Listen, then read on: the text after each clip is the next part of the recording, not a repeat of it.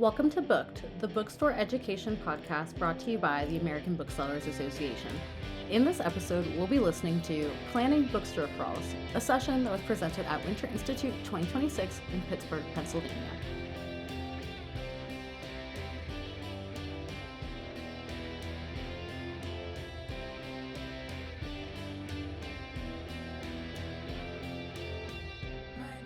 Good morning, everyone. It is 10 a.m., bright and early. Thank you for being with us today.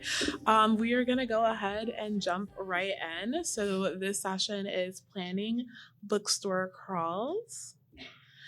Just as a reminder for housekeeping, slides and handouts will be able to be located from here. Let us know how we did. Fill out the survey for us. Recordings are going to be accessible through BookWeb and BookED. Take a moment to silence those cell phones. And if you have questions at the end, Preeti will be our mic runner. So just raise your hand and she will come to you. Just take a moment to review those lovely antitrust guidelines. And we're going to go ahead and hop right in. So today we are going to be talking about planning bookstore crawls. We're going to explore different crawl formats that work for just both a walkable area and spread out cities. We're going to talk about how to plan routes, incentives, and logistics for a smooth crawl experience. And we're also going to learn how to spot common pitfalls before they become problems. All right. And here's the agenda. We're just going to hop right in. So I'll have all of the panelists introduce themselves. I am Anitra. I'm your moderator. I am from Eleanor's Collective in Norfolk, Virginia. And I guess we'll start all the way down here and work our way up. All right. I'm Jamie Anderson. I own Duck's Cottage Coffee and Books in Duck, North Carolina, which is on the Outer Banks of North Carolina, which is a string of barrier islands about 150 miles long. Do you want us to talk about, just tell our model now? Yeah. Okay.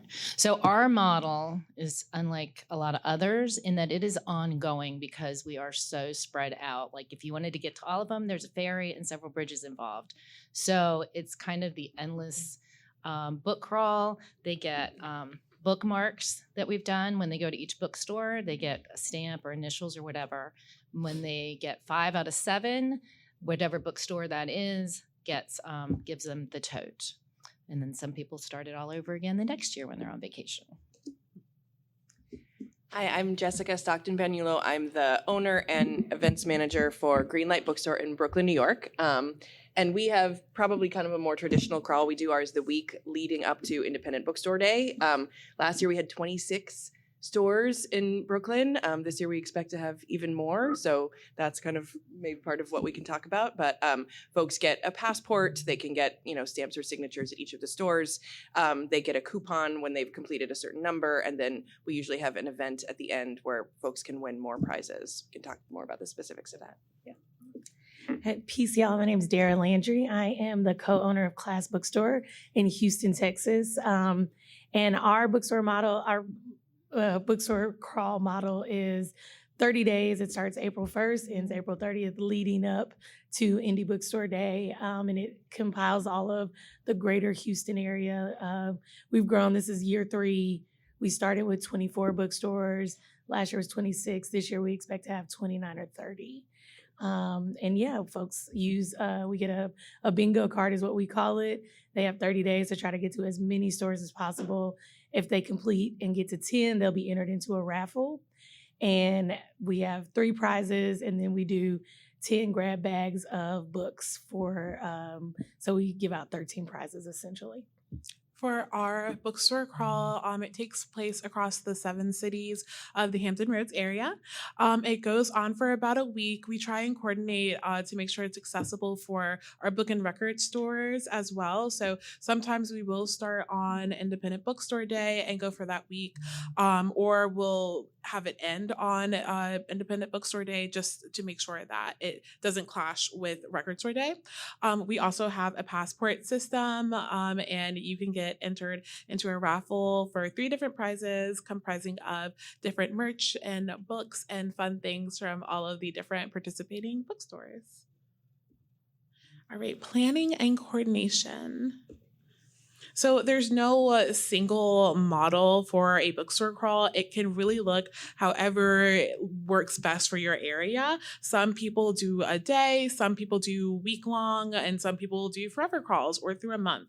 It can be however many stores really fits your model, but I'd love to hear from the other panelists, like how you decided what model to use, what worked best for your area. So if we want to just start at the bottom and work our way up. Well, we just had FOMO from all the cool cities that got to do bookstore crawls on Indie Bookstore Day, and we just knew it wasn't possible for our geography. And so Gigi, who owned Buxton Village Books, and I kind of brainstormed. And so with the 7 stores at that time, it was 4 owners. So it's kind of easy to get us all, together, at least on email, and become a like mind. And I had a college student working for me at the time at VCU Arts. I usually try and use any talented college students I have for logos and designs. And so we got her to do the, I think it's not up yet, but we got her to draw the map and pinpoint us all on the map. And then we flipped it over and popped the logos in.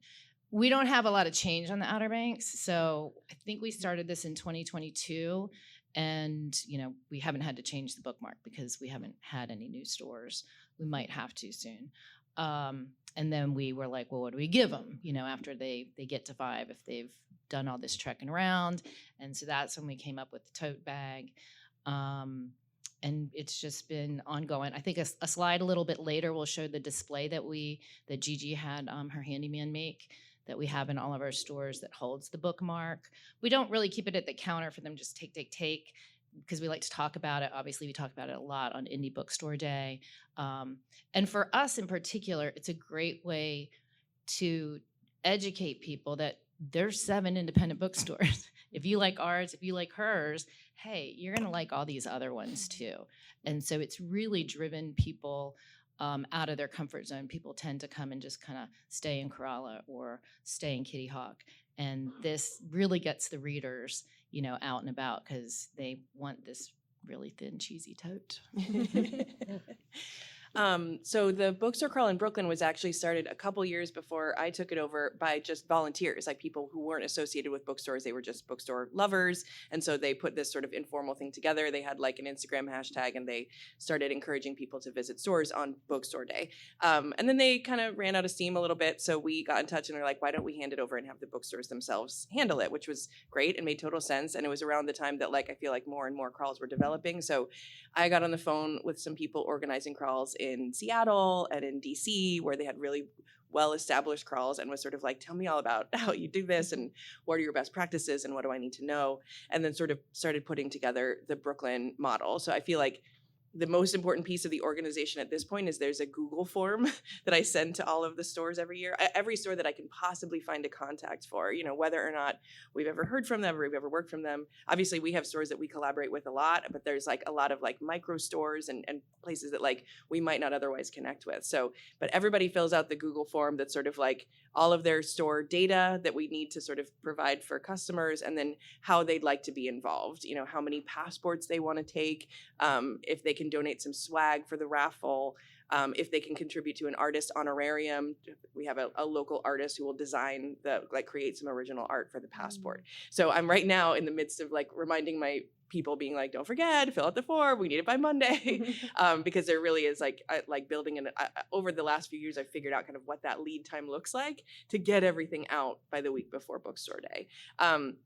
This year, because we are kind of growing as a number of bookstores, I put out a call to be does anyone else want to be involved in this planning? And we had a great planning call in January with about half a dozen other stores to think about what's still working, are there things that we need to change, who can do what, who can pick up which pieces of the work. And that was really fantastic. So it continues to evolve, but I think I've learned so much from other cities who are doing this, and learned that really we have to start our planning in January, ideally, to put something together by April on this scale. That might not be the same for everybody, but for us, that's what we figured out is really necessary.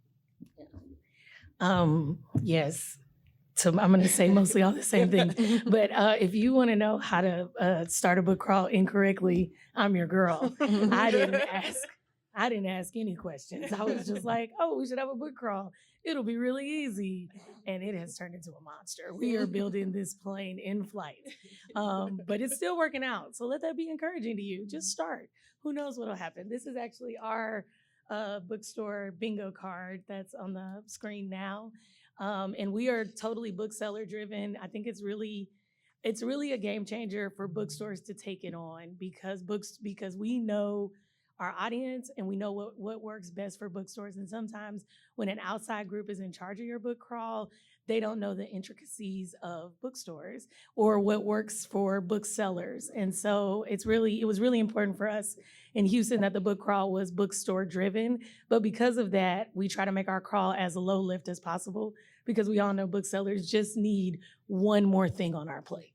And so because of that, there are three of us. I, as the creator, recruited two other women who are working in bookstores in Houston, and the three of us are kind of the internal committee, and then we slowly build out. But we also have a Google form that we send out to all the bookstores. And our crawl really started from a place of, I just got tired of people acting like Houston only had 3 bookstores. And I was like, there's so many, and I'm going to introduce y'all to all of them. And so for us, equity and equality is really important. So every bookstore is included. We include pop-ups in our crawl. We might get to that later, and that could be controversial, but we've figured out a way to include pop-ups.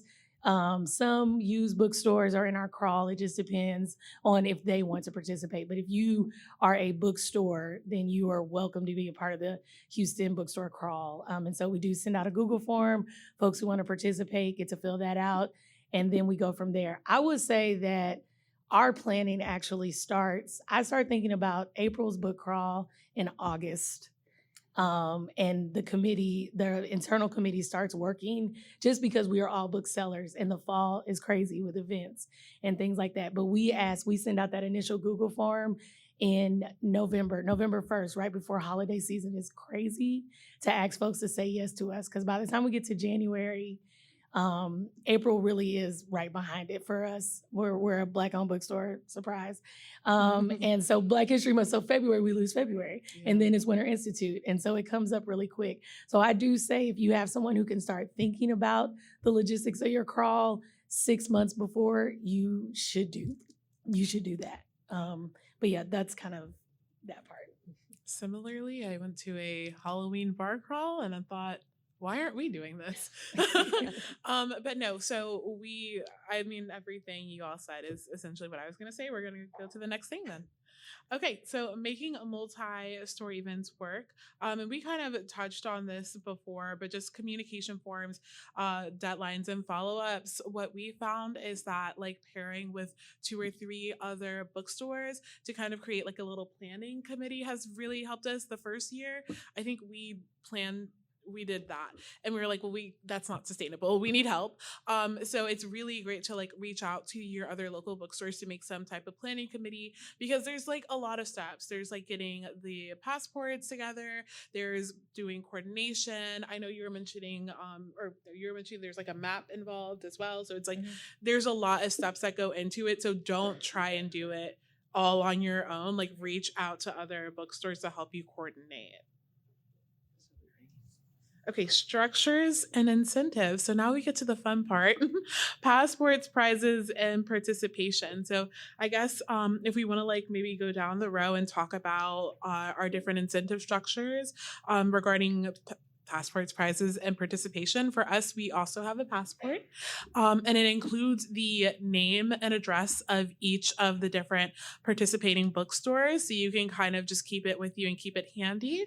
It also has a map on the back some years, so that you can kind of see it laid out. We're across 7 cities, so sometimes that's challenging, so we've kind of just shifted to putting the addresses on there. And then additionally, as I mentioned earlier, we collect prizes from the different participating bookstores, and we pop them all in 3 baskets and then do raffles. But I would love to hear how you all do your prizes and passports, and talk about purchases versus no purchase participation as well.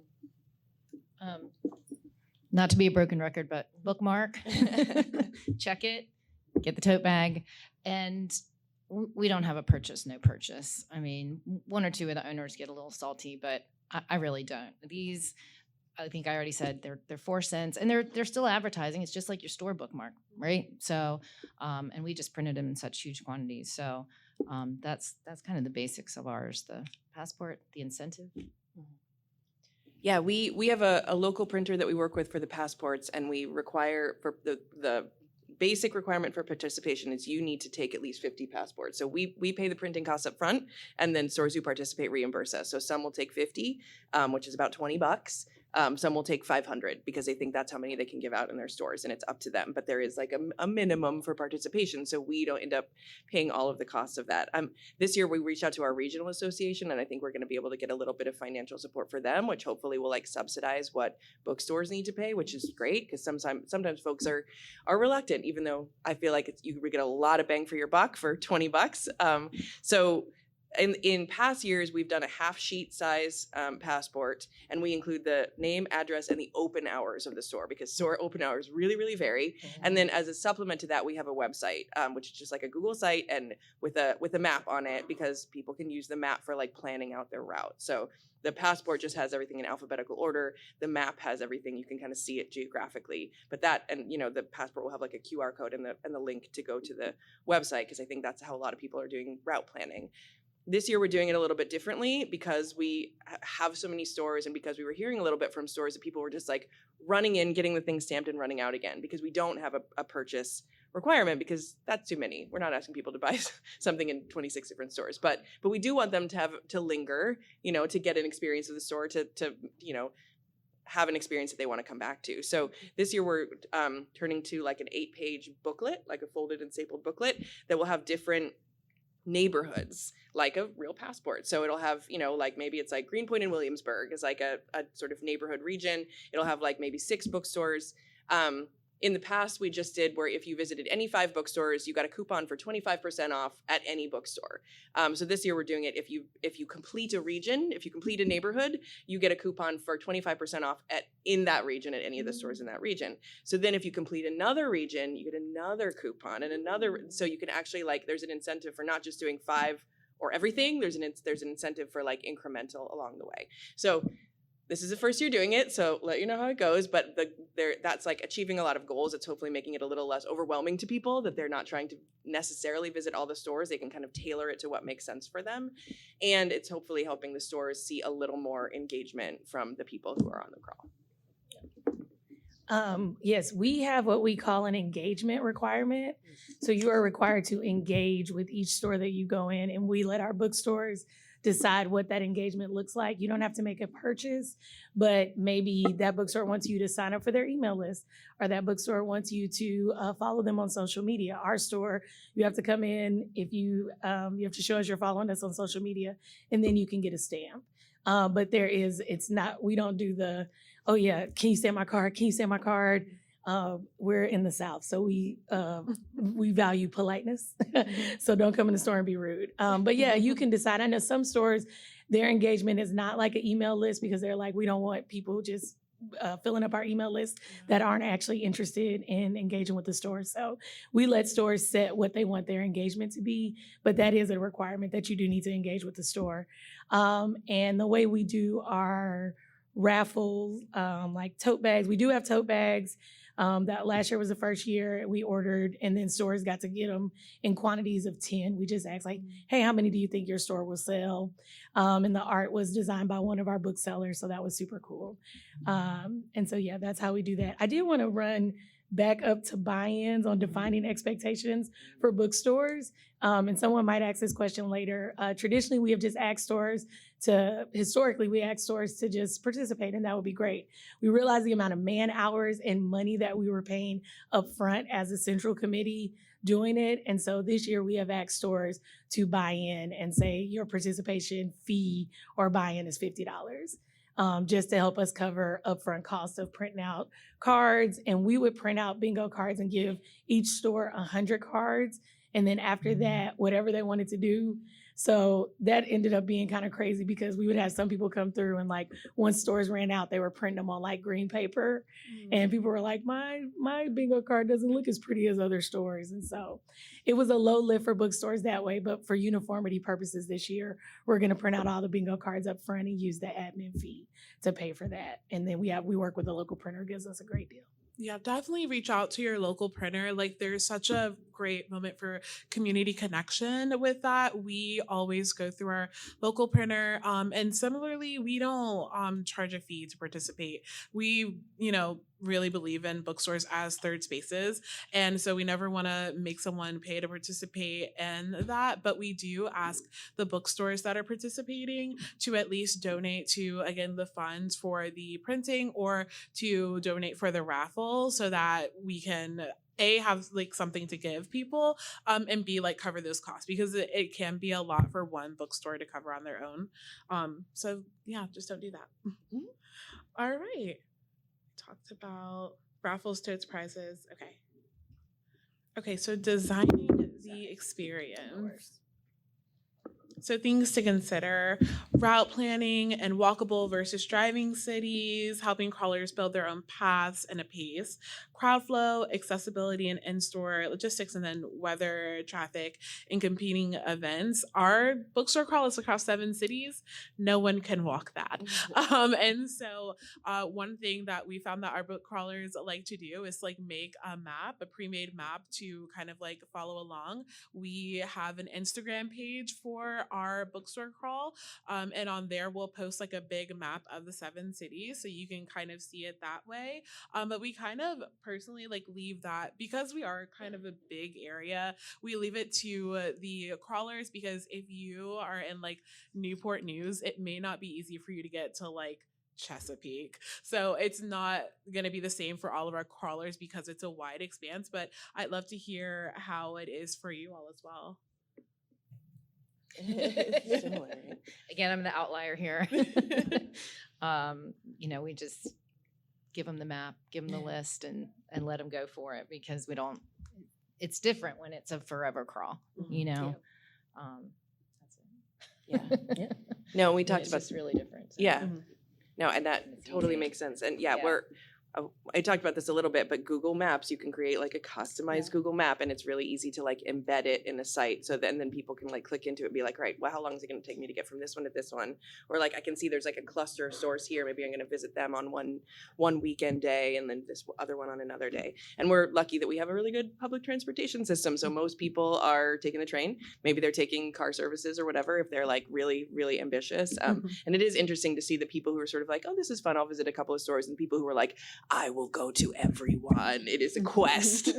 There is like a collector quest aspect to it. So one of the other things we're considering doing this year is creating like an exclusive item that's available at each store only like during the crawl, like a button or something like that. So for those like hardcore like completists, like they have an incentive to like buy something and like a button that's a couple of dollars to like have the complete collection, because it is like that's like a fandom thing, and these are bookstore fans, and so they want like the whole set. So that's something we're trying to like incentivize for those who want that, but also like make sure that we're keeping it kind of manageable for people who are doing it in a more casual way.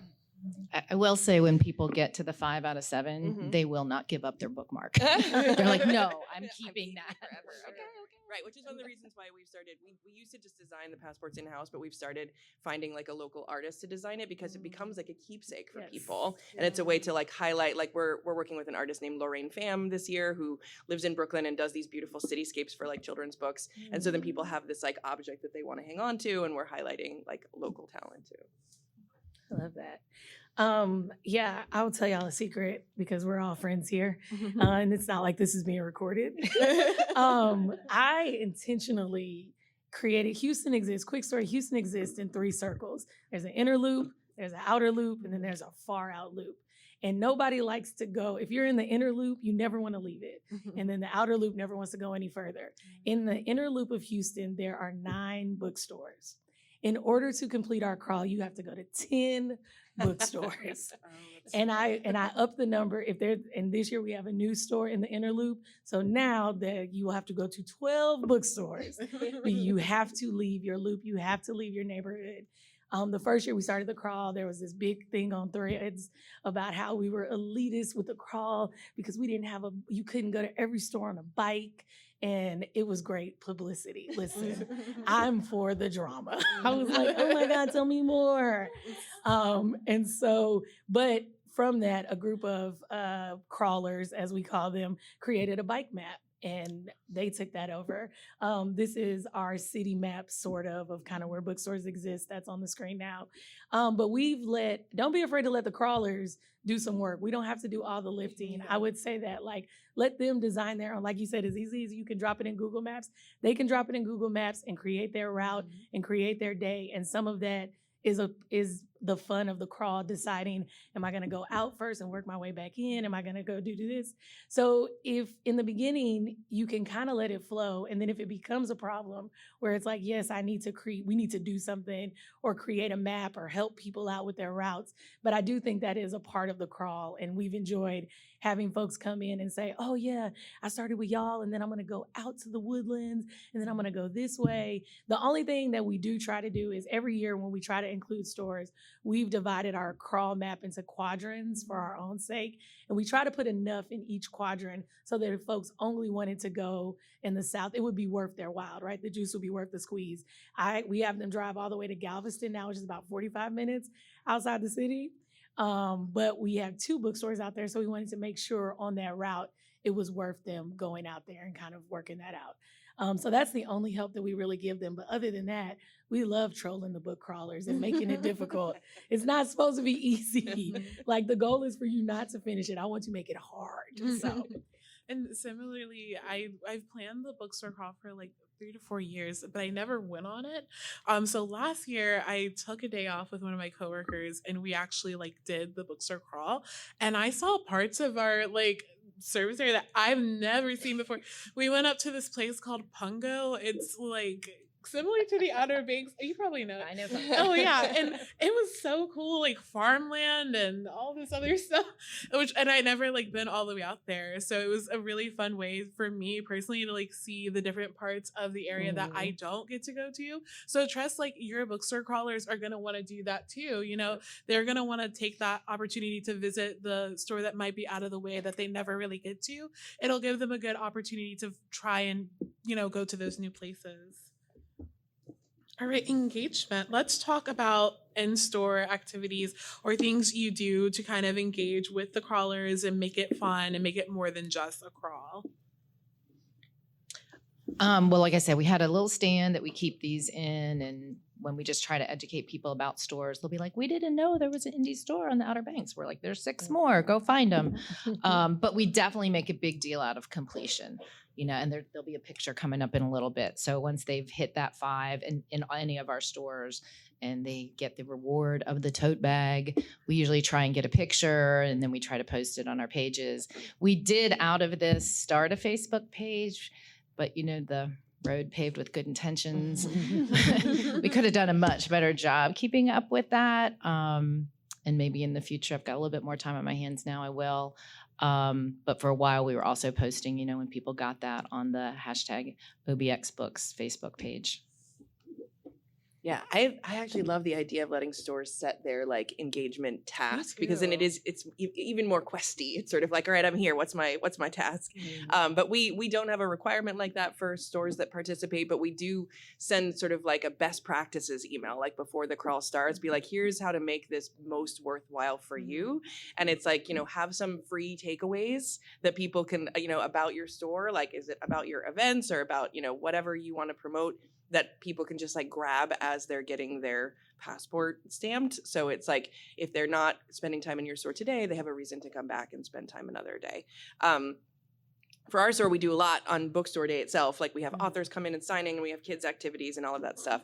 And I think the thing that I am really determined to be better about this year is emphasizing the Instagram hashtag, because people are posting photos, they love to document the quest, but we're not necessarily gathering those all in one place. So I want to make sure that the hashtag is on our passport and on the website, and that all of us as bookstores are posting about it with the hashtag, so we can sort of accumulate. Because I was when we were looking for photos for this, I was I don't have that many photos, even though I know a lot of people are participating in this, and I really want that to be something that can kind of build. So that's goals.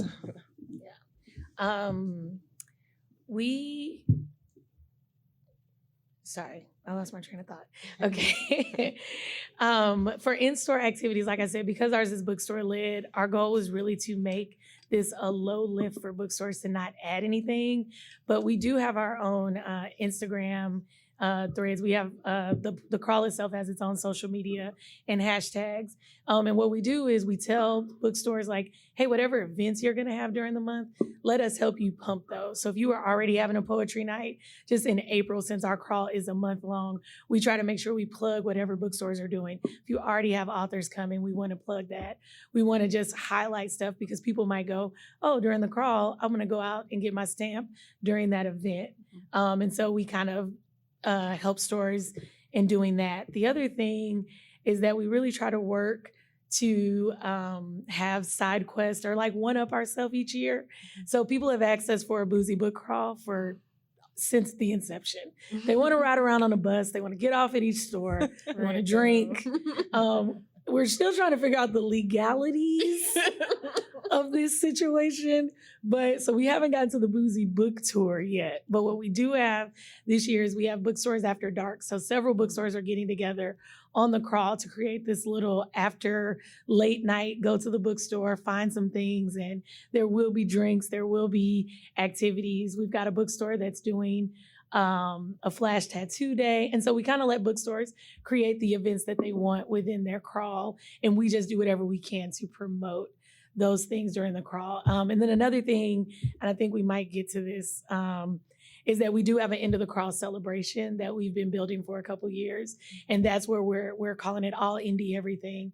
And that's where we're incorporating indie authors and small bookish companies, just all things indie, all things bookish. And we're going to do that at the end of the crawl and give folks their last chance to get stamps and things like that. That's a perfect segue into pop-ups, after parties, celebratory events, and things like that. I know for us, we, similar to you, incorporate stores that don't have a brick and mortar, so pop-up shops. We have something called the Back Alley Book Fair, and any shop that doesn't have a brick and mortar is welcome to come and pop up. And so that way crawlers can get stamps from those shops as well. Sometimes we'll even partner with local creators. Like we have a really cool group called Take It or Sleeve It, and they make book sleeves. So sometimes they'll be there. Sometimes like local artists will come and sell stickers and bookish merch. So it's a really good opportunity for those stores who don't have a book or a brick and mortar to also participate in the crawl and to also, get the word out about them as well. So that's kind of the event that we do. But I know we just talked about some events as well, but what about you guys? We do an after party on Bookstore Day. That's sort of like meant to be sort of like you did it, you completed whatever number of stores that you visited. We partner with the Center for Fiction, which is another bookstore that's like pretty close to ours, but they have a big dedicated event space with like a bar and stuff, which we do not have. And so they very nicely donate their space for that day. And that's where, folks can come and they come in and we look at their passport, and for however many stores they visited, they get a raffle ticket.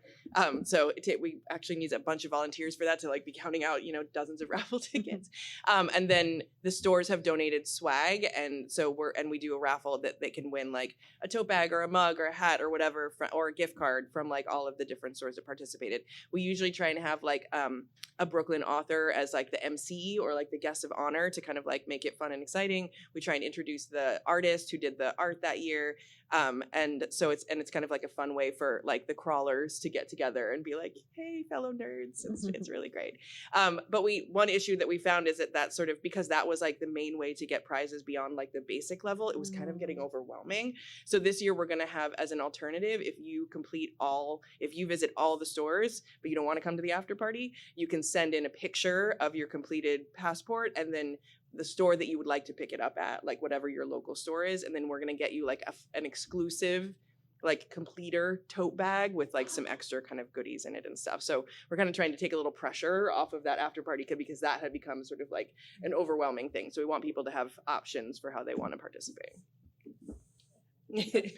Oh, I do want to add this one caveat about pop-ups. It was really important as a store that started as a pop-up.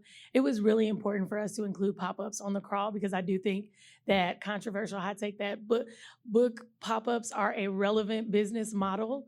And I believe that we're all one bad quarter away from being a pop-up our damn self.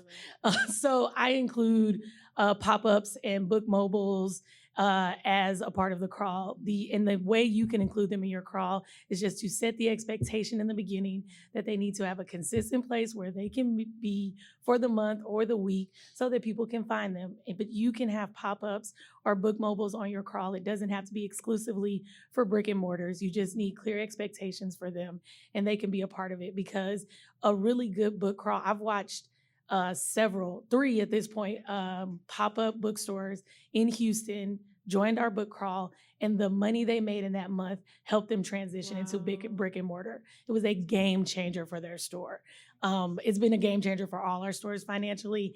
And just as a person, again, who is high on justice and equality, do not leave pop-ups out.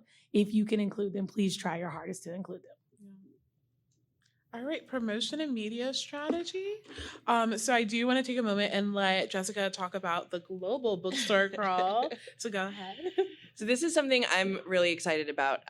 A couple years ago, I went to a bookseller conference in Dubai, which was crazy, but I met booksellers from all over the world and started talking about the idea that we're all doing these projects in our different areas. Like, is there a way that we could collaborate together? So it's kind of spearheaded by a bookseller in Spain, but they created a project called the Global Book Crawl, and you can find it at globalbookcrawl.org. The only requirement is to let them know that you're doing a book crawl in your city or region, and then you get included in this sort of massive like collective of it's as much a promotion, like a media thing as anything else, which is why we put it in this section. So the global book crawl is focused on the last week of April, primarily to kind of like accommodate a lot of the US crawls that were already happening, but it's not exclusive to that. So there are crawls that are ongoing that are similar to Jamie's. Like we're talking about, like the south of Ireland has a crawl that's like the entire summer because people kind of like go around on vacation. But there are a lot of crawls at all over the world. It has been really inspiring to see. Like Australia is like really on it with the crawls, and like Southeast Asia. And so part of getting connected with this is not only sort of getting that extra publicity bump, but being part of this bigger project. If you want to, there's like a little Global Book Crawl logo that you can put on your own passport to kind of like make people aware of that. And then you also get connected with this community of booksellers around the world. There's a WhatsApp chat that is fascinating. I'm learning so much and like making bookseller friends all over the world. So it is really cool to sort of join that global community. And it's something, and they also have a lot of materials to provide. So press release templates and, you know, passport templates. If you don't have a connection to a local artist and you want to kind of use their designs, you can pick up some of those. And just like idea sharing with people who are doing this all over the world. So I'm really excited about this. This is the second year that it's happening. And I think it has the potential to grow. So happy to talk about it afterwards. But if you visit globalbookcrawl.org, there's a contact page. All you need to do is email them and be like, I would like to take part. And you go up on the participating crawls page. So it's a really cool project. And I do want to make sure we have time for questions. So I am going to go ahead and go over to our call to action, which is just to give you guys like some concrete steps about like how to start thinking about doing bookstore crawls. Just connect with other bookstores in your area to explain the horizons of what's possible, and go on your own bookstore crawl. Like, try and go to some of the different bookstores in your area and like see what routes kind of make sense, and see what kind of happens, and see if you like find some new ones as you're walking around, and then chat with your customers as well. You know, the customers are going to be your crawlers, so you want to hear like what they would want from a book crawl. It's really helpful to get those ideas from them. And then we'll go ahead and transfer into our Q&A. So Preeti is going to be coming around with the mic with questions. If you have a question, just raise your hand. Thanks, Preeti. Thank you, Preeti. Hi, good morning. So we are a romance-only bookstore, and we're the only one in Chicago. And I kind of want to do like a block party type of situation. There is one more fantastic bookstore that's like 3 blocks from us, and they're like generalized in fiction. So I definitely want to get them involved. But with us being such a like niche bookstore, have any of you guys had experience with doing more of like a sidewalk sort of like crawl versus like a multi store book crawl? I mean, I would say we have like a lot of niche bookstores in our crawl. Like there's a horror bookstore and a romance store and a Spanish language only bookstore. So like I think that can definitely be sort of like we all work together. But I feel like the other way of doing this is the way that like Find Waldo Local works, if anybody has participated in that. And it's sort of like instead of being about the kind of store, it's about the specific neighborhood. So it's like a bunch of stores in a neighborhood doing a little crawl over a period of time, and with some incentives for people to like visit all of those stores. So I don't know if 2 stores would be enough, but if you wanted to collaborate with other stores in your neighborhood on a day or over a month or whatever, I feel like that could be a really cool crawl too. And the Waldo model like is a good example of how that can work. We've used the Waldo template for so many things. We've used it at Christmas. We've used it at Halloween. So that's super easy to do for a neighborhood type of thing, and they've already kind of laid it out for you.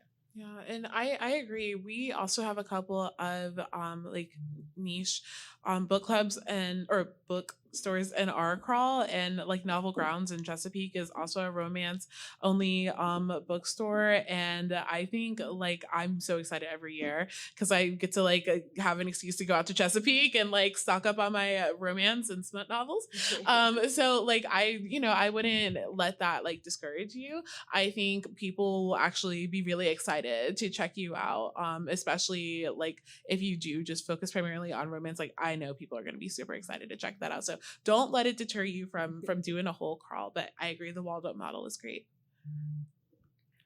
This is kind of a follow-up to that question because I'm in a similar situation. We have one bookstore kind of in our general area, but in our little downtown, very walkable community, we also have a library and we also have like a used bookstore.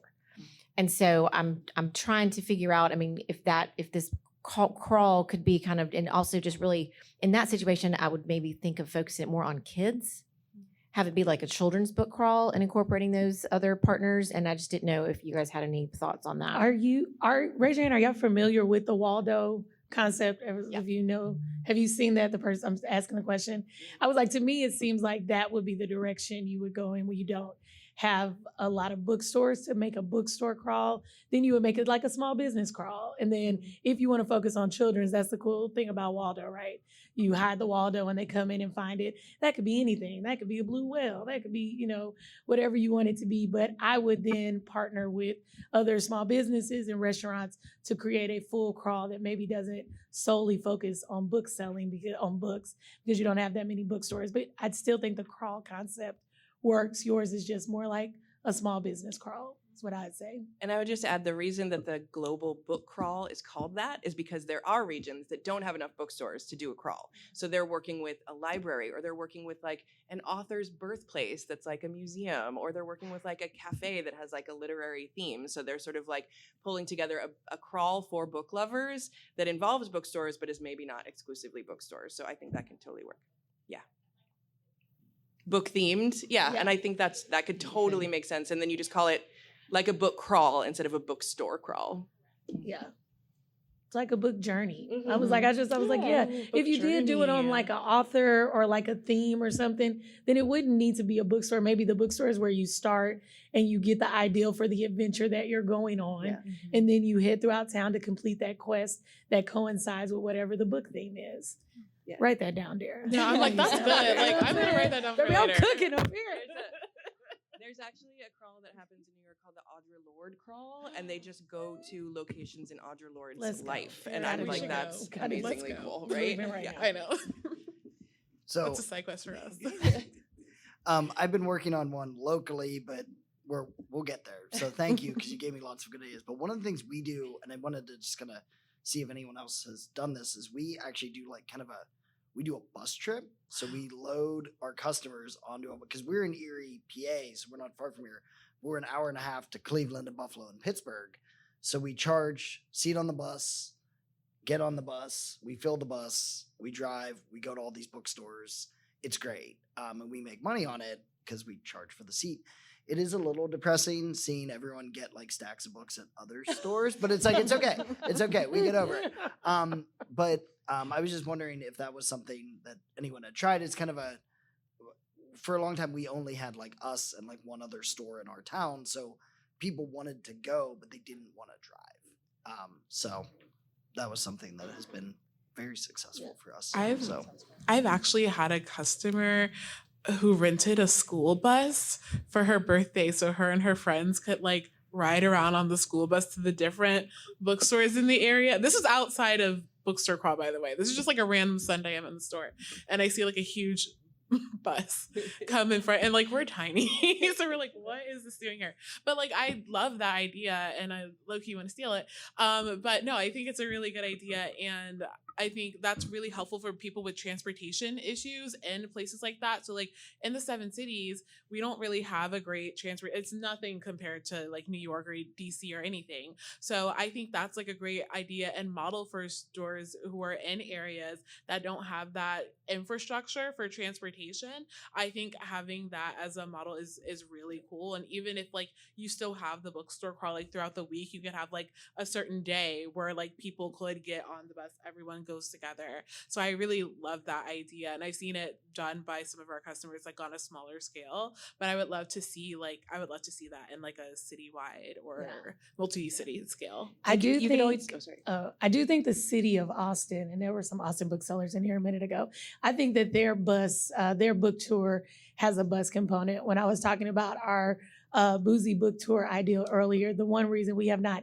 executed it is because the profitability, the math has not yet mathed for us on how to make the numbers work. So I can see how like charging for the bus and then like, will they spend at stores and all the things, like we haven't figured out the math on that yet. So that's the only thing about the bus, us getting the transportation for folks and charging for it.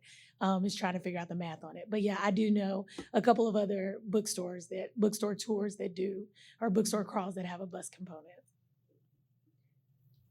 Hi, we have a small bookstore in the Shenandoah Valley. We're in a small town, excuse me, and we're surrounded by other small towns. And we are actually the only bookstore in our town, and we're working on our first book crawl. And we are actually collaborating with other stores in surrounding towns.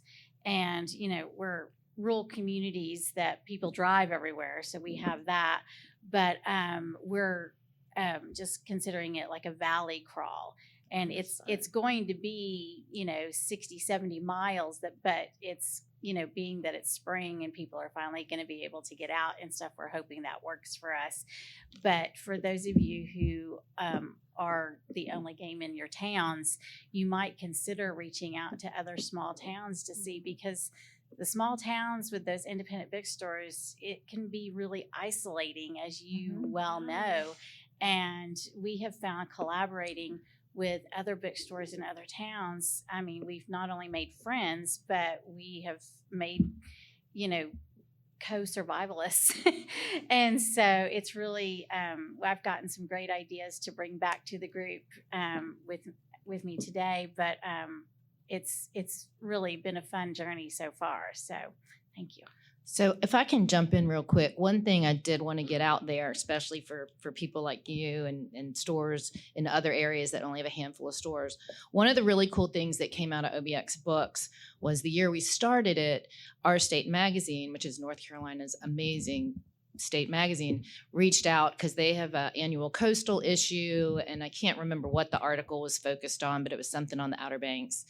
And so we took the art that we had done for all of our stuff, and we tweaked it a little bit, and we ended up running a half-page ad in that magazine. And so instead of it costing like $6,000, it was divided by 7. And that is so much more palatable, and we really got a lot of bang for our buck. And then that sprung into, I'm in an area where we kind of have these annual tourist type magazines, and we've just been rolling with it ever since, with either a half page or a quarter page, and just same ad. But again, it just reminds people that there's more bookstores out there, and it splits the cost so that it is really, really budgetable. Hi, I'm also near that area. I'm in Leesburg, Virginia. Yeah, we're trying to get further out to you as well for the book crawl. We have to actually keep track of to see who is participating this year, but we're gonna see how many people we can reach out to this year. But we actually, our book crawl is like spans from, so we're about an hour from DC, but it spans literally all the way down the road to DC. So we do have DC bookstores, but our furthest one is actually Orange, Virginia, which is 2 hours from our bookstore. And how we kind of plan that, because Virginia is such a big state, is we reached out to like smaller towns that are kind of on the outskirts. And we've incentivized customers by starting like a road trip. Like the customers actually kind of, it's a way for them to find themselves in that community and kind of like all pile into one car and go to these small towns that they've never been before. Some never have heard of them before. And then they come back and they tell me, oh my God, I've never been to Orange, Virginia. And there were so many cool things in there. I think I'm going to go back if I have the chance to. But for the part, like we had customers do the party buses. So some of the women actually did girls' trips. And that is how kind of we had the boozy kind of thing, is that they would get a party bus. We're in wine country as well. So they would actually, we would kind of be talking and chatting to the vineyards around and the breweries around. And they would do their wine crawl and like their brewery crawl. But they'll also stop at all the bookstores because they know we're doing the crawl around that same time. First of all, Virginia in the house, you guys. Love that. I'm from Norfolk, and I just love that. Like, I love the idea of connecting other community hubs with the bookstore crawl. I think there's so much great opportunities for like adding restaurants that are on the way, adding coffee shops that are on the way, adding wineries that are on the way, so that, you know, while your crawlers are crawling, they can go and grab a snack or grab a drink from somewhere. So I think there's a really big opportunity for connecting with other local businesses and supporting them as well. So I love to hear that. And before that next question, to speak to what you're saying, which is amazing, I cannot reiterate enough to readers are thinkers. I really believe that. And people who read books really like journeys. Start your crawl. You do not have to have all the logistics. You would be shocked at what your book crawlers will come up with themselves, how they will get creative with your book crawl and decide it's going to be a girls' trip. It's going to be this. Let them think. All you need to do is print out a bingo card. You need bookstores to say yes. Print out the bingo card, and every year you will get better and you will figure it out. But I promise you, your crawlers will think of things that your brain could not even conceive. And that's when you know your crawl is a success, when people take ownership in it and they build it out and they do the thing. You're just setting the place for them to be imaginative and creative. We have enough things to think about. We still don't understand Edelweiss, guys. We are busy. Just make the bingo card. We have a crawl that we do in the Richmond, Petersburg area. And we've been working to try to include more and more pop-ups, right? The challenge is that the pop-ups can't be in one place for 7 days a week. So just as a suggestion and a question. So suggestion is we've allowed the unique pop-ups, the ones that do like blind date with a book or something in the bookish space, but not necessarily what I do, to pop up in our store. So they have a cover for it. What I want to know is, have you guys had any success with like mobile bookstores, any other models popping up and it being a consistent place for them to do so? I don't know if I'm saying the question correctly, but like, we don't want to penalize the crawler for only having 1 3-hour block to do it, but we also want to include them. So like, what are some best practices that work there? I think like by the nature of pop-ups, well, for us, we do the back alley bookstore crawl, right? Or the back alley book fair. And that is an opportunity for all of the pop-up shops to be in one place, so crawlers can just go boop, boop, boop, got it. And now I've learned 3 new places that I love. But if your pop-ups also have like their schedule and know where they're going to be during that week, you can also include that with your passport or on the social media that you have. So like one of the bookstores that participates with us was the Violet Fox. And so we would just like have on our socials, like, here's where the Violet Fox will be this week. Yep. Try and catch the fox. Yep. But like, so that's kind of like how you can do it so that you can also adjust to what they have going on, because like, just as hard as it is, you know, for us to like put it together, it's hard for them to, like you said, be able to be in one place all the time. So I think kind of going back to what you said, let the crawlers be creative, and you know, if they can't get to that first one, then like give them the options of where to go. Yep. And I think as long as you are able to like provide them with a concrete schedule, they'll figure the rest out. Yeah. That's our requirement for our pop-ups for the 30 days. They just need to have where they're going to be, even if it's somewhere different every day. We just need to know where it is so we can tell crawlers, like, here's the schedule, here's where, because it's like our bookstore is not open on Mondays and Tuesdays. So if you're going to get a stamp from Class Bookstore, it will not be on a Monday or Tuesday. That's not penalizing the crawler. That's just them knowing, okay, this is the schedule. Mm-hmm. So all you need your pop-ups to do is give you their schedule in advance. And they need to have already had it figured out, like Tuesday, Wednesday, Thursday, I'm at this coffee shop. You know, Saturday, Sunday, I'm here, so that you can give crawlers ample time to go, okay, I know I can catch them here, or I know I can catch them here. It doesn't have to be the same place. It just needs to be, you just need to know where they're going to be so you can have enough time to advertise and say this. I shout out to you for letting a bookstore pop up at a bookstore. You a good man, Savannah. It wouldn't be me. I'll find a coffee shop for him, but yeah, just, and then we do that with our pop-ups. Like, we all know small businesses, and we reach out to coffee shops and say, hey, would you be interested in this? And now our crawl has built up such a momentum that small businesses are like, yes, have them come through on a Saturday. And so we've kind of been able to incorporate other small businesses into the crawl by having our pop-ups go there and pop up. So. And again, that's another opportunity for like collaborations with other local businesses.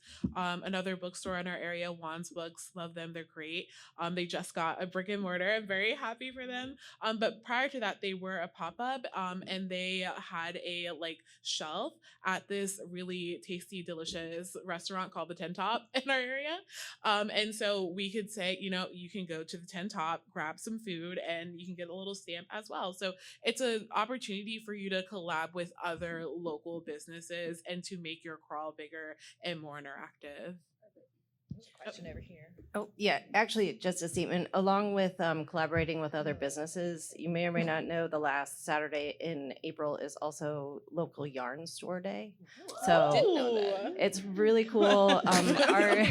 Our used store has a yarn shop right in the same plaza as them. So they piggyback on that and have a back and forth between those along with the bookstore crawl. So That's funny. It's also close to record store day, and that sometimes we will change our scheduling because we do have bookstores that are also record stores. Shout out to AFK. And we want them to be able to have their events as well. So there's always points for collaboration there. I think we got like 3 minutes left, so we're gonna go ahead and wrap it up. We'll be here for a little bit after, so if you have any questions, you can come chat with us. But thank you so much for coming, and have a great day. Don't forget to fill out that survey. And the first person that can come up and tell me where I'm going tonight can have this coffee and take back. I love that. Yay, prizes. I also have some paper version of the evaluations if anyone wants to not do it on the app. Just let me know. I have. Thank you for listening to Booked, the bookstore education podcast brought to you by the American Booksellers Association. Don't forget to subscribe to the show on your favorite podcast app. Additional educational resources can always be found on the ABA site at www.bookweb.org. Happy reading!